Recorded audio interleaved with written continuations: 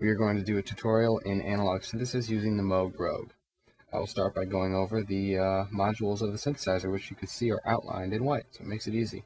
Each block is basically a module, and they're interconnected in different ways. The most basic is the oscillators. Oscillator 1, oscillator 2, it has two. Then that is routed through the filter, which is a low-pass filter for timbre shaping. And then the mixer, which says the levels of the oscillator and the internal noise generator. Now, there are various ways of controlling these. The main pitch of the oscillator is controlled with the keyboard, obviously. And the filter you can control using the sliders here, or we get into the other different kind of automatic controllers. There are two different kind of automatic controllers, what I call them on here, or modulation sources. And one is the LFO. Here it's called modulation, and that's a reoccurring kind of sine cyclic wave where you can choose whether to assign it to pitch or filter cutoff. The labels are somewhat misleading, but it's ancient. And then there's also the contour generator, which is also known as an envelope generator. And instead of having controls on here where to send it, there are controls elsewhere kind of to receive it. And that the main one is here, amount, or the VCA, which is the final volume of the synth amplifier. Anyway, we'll start off with a very simple patch, which is the filter's open. It's a low-pass filter, so it's not even being used. The VCA is keyed, so it's just on when I press it and off when I let it go. And I will turn oscillator 1 on. Very nice saw wave. And I can adjust the octave.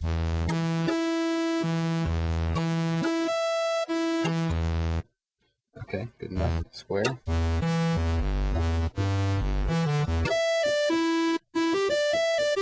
So one of the performance controls is glide, portamento.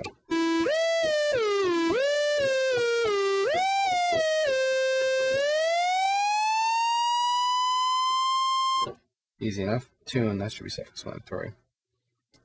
And then the second oscillator, which I'll turn on now, can either be synced. For some reason this is up here, but it's actually for sync oscillator 2 to oscillator 1. No syncing. And then you can control the pitch of the oscillator 2. Unison. Or an octave. So they're an octave apart. And this switch are both common to the octaves. And then the syncing, turn it on, it syncs oscillator 2 to oscillator 1, so the pitch is always locked. Right here, not syncing, get a nice fifth. With the contour on,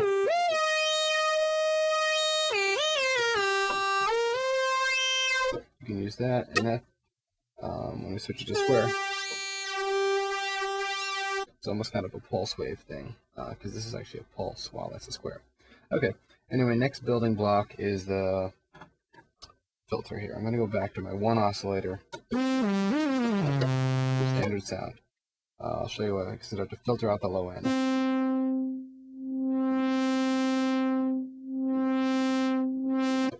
At the low pass cutoff. Now that's the main parameter of the filter.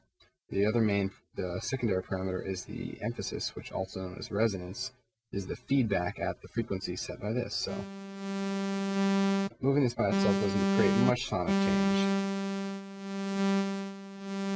But then if this is turned up, this has a different,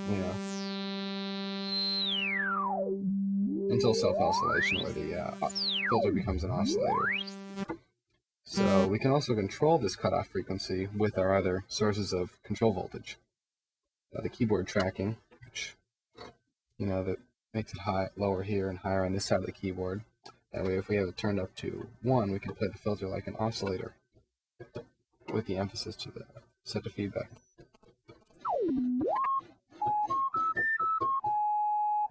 It's not that great, but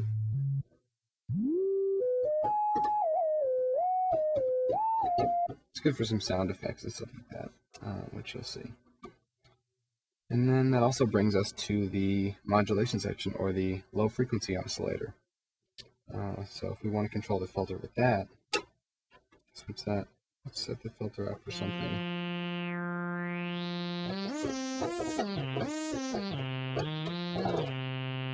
Okay, and now control the filter. These switches on and off, and then how much is by this wheel, the mod wheel for modulation. And that's a simple triangle, square, which is up and straight up and down,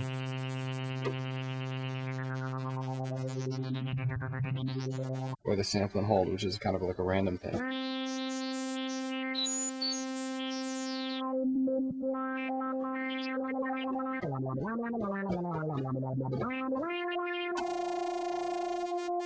While we're here, we got the auto trigger, which just kind of re-triggers the synth at the rate of this thing. Only mildly useful. And also of note is that while you control the filter with this, you could also control the pitch.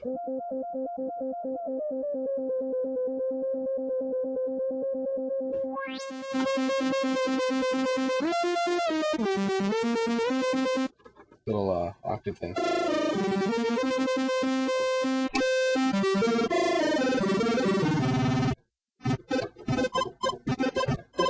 Nintendo type sounds there. Square wave, and yeah. Same thing with the pitch, you can use the triangle wave. Slow it down a little bit for nice kind of. Well, not that.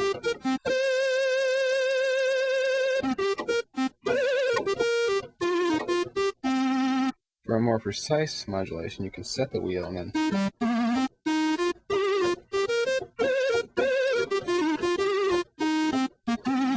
I do a modification where I can put a button in here to turn it on, to enable the modulation or disable it, and a switch to enable the button, if you like. Okay, so that's the modulation. I've covered the oscillators, covered the filter, but one other place to modulate the filter is the contour generator, envelope generator. So I'm going to start here with a regular sound again.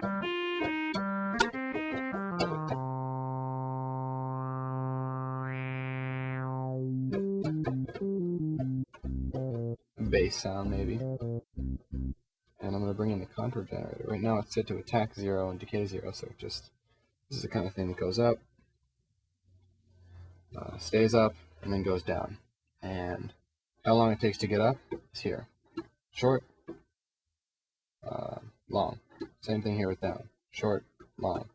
And if you want it to stay up while you hold the key, put it to in, sustain. And if you want it to just go up and then right back down, out. So this is how much of that goes to the filter. So let's make it go up, hold, and then down. It's holding now. You heard it go up. And it went down after I let the key go, but the sound was already stopped. I could just open up the the amplifier. So the sound is always coming out whether I press the key or not. And you'll hear the effect of the decay. Up, sustain, down. Quicker attack. Long decay.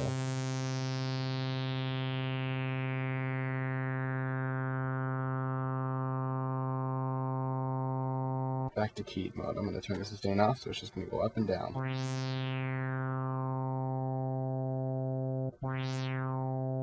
I can eliminate the attack, so it simply goes up instantaneously. I could use the envelope to control the loudness, or the VCA.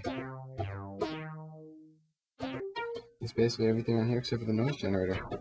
You can make some nice little snare sounds with that.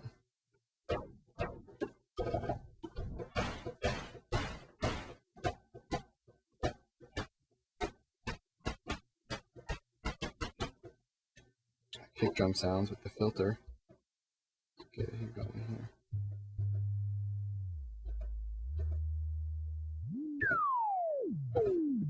Those are just space noises. We can get further into that territory.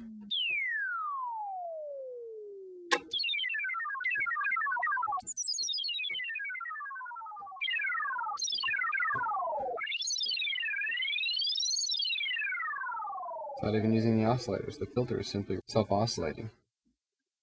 I think that's about it for the Rogue.